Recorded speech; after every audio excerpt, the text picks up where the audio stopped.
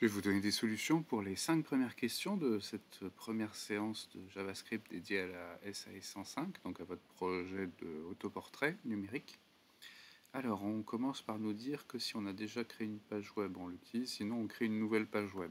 Je vais donc créer une nouvelle page web ici, en faisant nouveau document texte, mais je vais l'appeler index.html, et je vais l'ouvrir dans VS Code.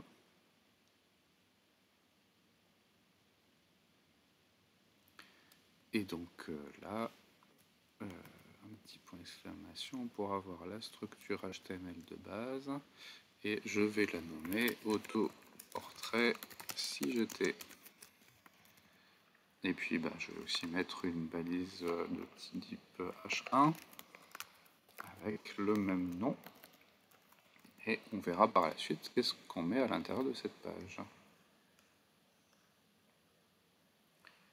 Alors on veut, dans le même dossier que la page web, créer un fichier data.js contenant un code JavaScript qui crée une nouvelle variable contenant un tableau appelé analogie.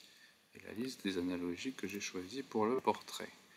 Alors on va faire un nouveau document texte à nouveau, mais en fait c'est un code JavaScript, data.js, que je vais ouvrir avec VS Code. Et puis là on me dit je crée une nouvelle variable qui s'appelle analogie, qui contient un tableau, donc je mets des crochets.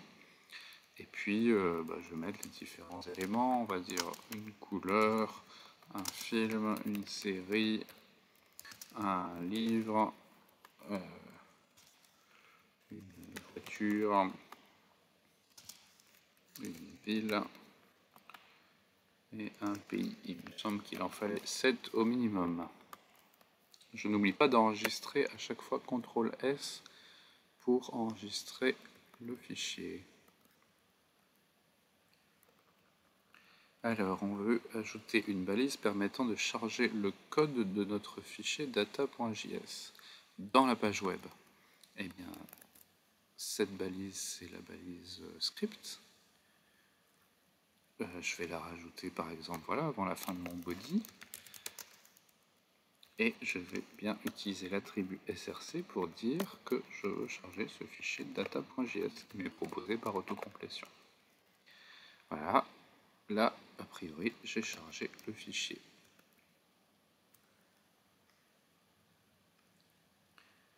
Alors, on va inclure un autre code JavaScript. Alors, moi, je vais écrire mon code directement dans la page HTML. On me dit d'ajouter une ligne de code JavaScript permettant d'afficher le tableau analogie dans la console. Alors, je mets ce code, bien sûr, après le chargement et l'exécution du script data.js. Là, je ne mets pas de src, puisque j'ai dit que je voulais écrire mon script directement ici. Et un petit coup de Alt-Shift-F pour faire un beautify et rendre le code un peu plus joliment structuré. Et donc là on m'a dit dans la console, donc console.log, j'affiche ma variable analogie comme ceci. Et bien je vais en profiter pour tester le code. Donc j'ouvre dans mon navigateur ce fichier index.html, j'affiche la console et là on voit bien qu'il y a un tableau de cette case qui correspond au tableau analogique que j'ai rentré. Question 4. Je voudrais parcourir ce tableau en affichant à la console si j'étais suivi du contenu de chaque case, l'une après l'autre. Alors on me conseille d'utiliser soit le glossaire JavaScript, soit le deuxième cours du module R113. Alors je vais suivre ce deuxième cours. Ça me parle de test et boucle. Alors moi je veux parcourir chaque case. Eh bien je me rappelle que c'était des boucles pour parcourir, pour répéter plusieurs fois une opération. Et donc voilà, là j'ai un exemple, je vais copier-coller cet exemple. Je vois que cet exemple concerne un tableau notes. Moi il va concerner un tableau analogie. Alors je copie l'exemple, je le colle après cette ligne qui correspondait en fait à la question 3. Et donc là, j'en suis à la question 4. Et donc, je veux afficher si j'étais suivi de chaque analogie. dit qu'il fallait adapter, c'est pas le tableau de notes qui nous intéresse, c'est le tableau analogie. Est-ce que j'ai d'autres choses à remplacer? Ici, dans l'exemple que j'ai récupéré du cours, je disais que je faisais quelque chose pour chaque note du tableau appelé note au singulier. Donc je dois bien passer en entrée de ma fonction qui est appelée ici dans le for each, je dois passer en entrée le nom de la case du tableau tel que je vais la désigner. Ici, chaque case de mon tableau analogie, ce sera une analogie au singulier. Donc, je choisis ce nom de variable. Et alors là, du coup, chaque case du tableau appelée en fait analogie. Et je veux faire précéder ce nom par si j'étais. Alors déjà, je veux voir si ça fonctionne comme ça. Un petit coup de Beautify. Voilà.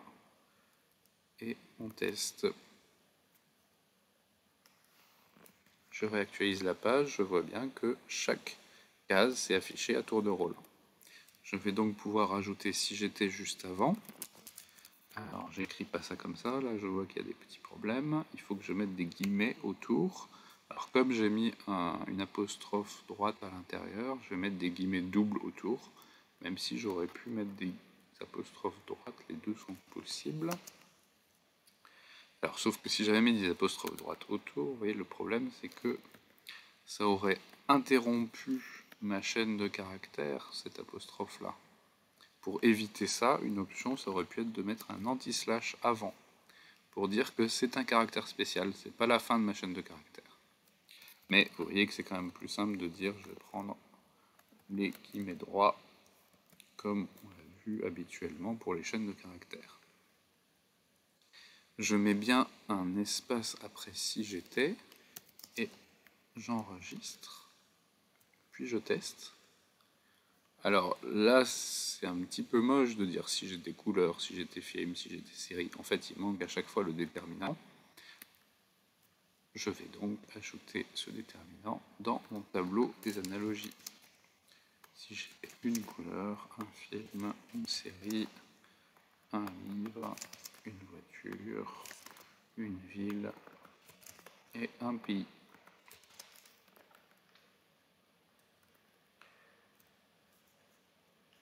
Et cette fois-ci, c'est quand même mieux ce qui s'affiche. On passe à la question 5. On dit qu'on voudrait pour chaque analogie ajouter un bloc de code HTML dédié à cette analogie dans la page. Et on me propose 3 étapes. Si j'ai déjà créé un bloc HTML pour chaque analogie, c'est pas encore le cas. On me propose de réutiliser le bloc. Comme c'est pas le cas, je vais utiliser plutôt ce bloc-là. Bon, alors je dois utiliser ce bloc-là pour chaque analogie. Si j'étais une analogie, je serais la barre de l'analogie. Du coup, je vais l'insérer à l'endroit où je fais quelque chose pour chaque analogie, c'est-à-dire juste après le console.log. En fait, je pourrais faire un autre console.log et puis mettre entre guillemets ce bout de code HTML pour voir si ça marche. Bon, là, en fait, je vais devoir remplacer le une analogie entre guillemets par l'analogie en question. Donc, je peux faire, j'interromps ma chaîne de caractères, je concatène avec la variable analogie qui contient la chaîne correspondant à l'analogie qu'on est en train d'afficher dans la console, et puis je reconcatène une autre chaîne de caractères pour la fin de ma phrase. En tout cas, la fin du code HTML de ma balise. Je réactualise, et là, j'ai bien des blocs comme ça qui vont se rajouter, alors pour l'instant dans la console. Qu'est-ce qu'on me dit de faire ensuite? On me dit que ces blocs dédiés aux analogies devraient tous être contenus dans une même balise HTML parent, facile à cibler par un sélecteur CSS. Bon, pour l'instant, je n'ai pas cette balise parent, et bien je vais la créer dans mon code, je la copie, et puis je l'ajoute dans mon code HTML ici. Je vais passer à la ligne pour montrer que c'est un bloc qui va se remplir là, avec mes différentes analogies. Enfin, on me dit que je vais pouvoir donc cibler cette balise HTML par un sélecteur CSS. Alors, ai-je vraiment besoin de l'aide-mémoire pour savoir comment cibler le bloc parent qui m'intéresse. Ce que j'ai vu, c'est qu'il avait une classe que je pouvais cibler. Alors voilà, manipuler le DOM, où est-ce qu'il est? Le voilà, l'aide-mémoire. Voilà, je peux sélectionner avec document.querySelector. Bon, je vais copier ça. Je le colle dans VS Code. Alors je continue à le coller pour chaque analogie, donc juste après le console log que j'ai indiqué. Alors j'oublie pas le document qui doit se mettre avant. On voit que sinon il y a un petit tortille rouge là qui nous dit qu'il y a une erreur. Et là je dois remplacer ça par un sélecteur CSS. Alors attention, les crochets je les ai mis pour indiquer, comme dans une citation en français, qu'on remplace ce qui est entre les crochets et les crochets par un sélecteur CSS. Donc je vire tout ça. Et à la place, je vais mettre mon sélecteur CSS. Qu'est-ce qu'il doit sélectionner? Il doit sélectionner la balise HTML parent pour écrire à l'intérieur du code HTML. Et bien la voilà, ma balise HTML parent, elle est là. Elle a la classe list_analogy. Et donc je vais faire un sélecteur de classe en écrivant .list_analogy. Et maintenant que j'ai ciblé ça, qu'est-ce que j'ai envie de faire? Ajouter à l'intérieur de son code HTML le bloc de code HTML prévu pour chaque analogie, en remplaçant une analogie par le nom de l'analogie. Ça, j'ai déjà fait. Donc finalement, je veux rajouter à l'intérieur de ce code HTML ce code HTML-ci. Alors comment je fais? Eh bien, voyons l'aide-mémoire. Comment je fais pour ajouter du code HTML dans une balise? En fait, je veux modifier la balise. Et donc, je veux modifier son contenu. Et donc, je veux modifier le contenu de l'intérieur de la balise, c'est-à-dire ce .innerHTML. Je le copie, je mets .innerHTML. Et là, qu'est-ce que je veux mettre dedans? Ben, on dirait que je veux mettre ça, c'est ça ce que j'ai affiché dans la console. Point virgule, j'enregistre, on va tester.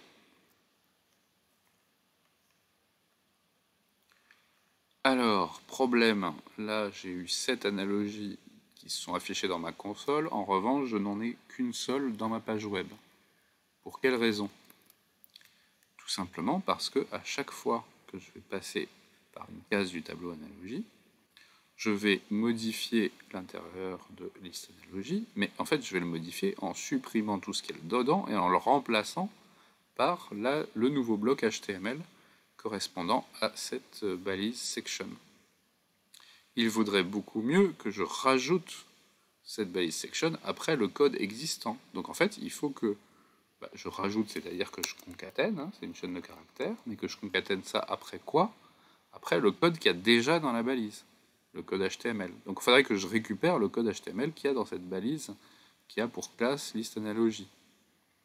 Alors, soit vous avez déjà compris comment on allait faire, soit je vous montre comment on fait ça. Récupérer le code HTML de la balise, récupération d'informations. Il va falloir que je mette d'abord mon sélecteur et puis que je mette .innerHTML. Mais en fait, ça, c'est exactement ce qu'on a à gauche du signe égal. Voilà, j'ai mon sélecteur de ma balise parent qui a pour classe .list_analogy, qui a pour classe list-analogy, et je veux récupérer son contenu HTML. Voilà. Donc ça, je vais le tester.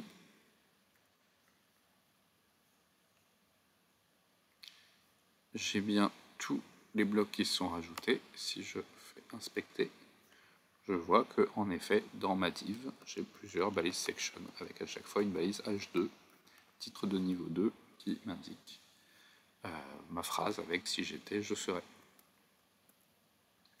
Pour écrire ça de manière plus compacte, je précise qu'il est aussi possible, donc ça je précise aussi que c'était la question 5, afficher un bloc HTML pour chaque balise. Mais j'aurais pu écrire ceci beaucoup plus rapidement. Au lieu d'écrire que cet élément, je vais le remplacer par le contenu de ce même élément plus ce qui suit. J'aurais pu mettre plus égal. Et écrire plus égal, vous vous rappelez, c'est comme quand on rajoute 1 à une variable, on peut écrire le nom de la variable plus égal 1. Ici, c'est pareil. Quand je veux rajouter une chaîne de caractères à la fin d'une variable qui contient déjà une chaîne de caractères, eh bien je peux écrire plus égal qui signifie égal la même variable plus ce qui suit. Et j'en profite pour vous rappeler que ceci c'est bien une variable innerHTML, mais c'est une variable qui est associée à ce qui précède, c'est plus précisément une propriété de l'objet qui précède. Mais ça se comporte comme une variable, on peut écrire dedans et on peut lire dedans.